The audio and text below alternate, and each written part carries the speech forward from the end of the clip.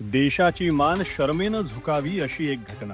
940 कोटींच्या चारा घोटाळ्यात दोषी ठरलेले लालू प्रसाद यादव जामिनावर आहे आणि इंडिया आघाडीचे उपराष्ट्रपती उमेदवार माजी न्यायमूर्ती बी सुदर्शन रेड्डी हे लालूंसमोर मतांसाठी लाळ घोटतात.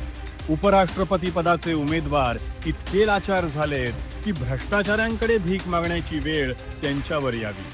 हा अत्यंत दुर्दैवी प्रकार आहे आणि हाच तर काँग्रेस आणि इंडिया आघाडीचा ढोंगीपणा.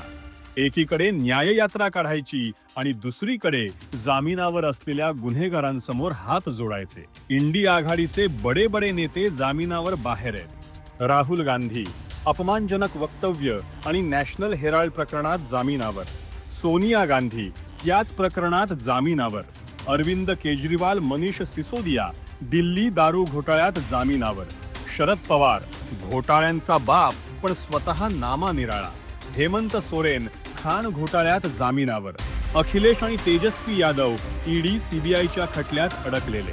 अशा भ्रष्टाचारी नेतृत्वावर उभी असलेली इंडिया आघाडी देशातल्या सामान्य जनतेचा कौल एकीकडे झुगारते आणि दुसरीकडे मतांसाठी भ्रष्टाचाऱ्यांसमोरही नाक रगडायला लावते. तुमच्या आमच्यासारख्या सामान्यांचं रक्त इथेच खवळतं. आज आपण निवडून दिलेल्या नेत्यांनी मतपेटीतून इंडिया आघाडीला उत्तर दिलंय. उद्या आपण देऊया.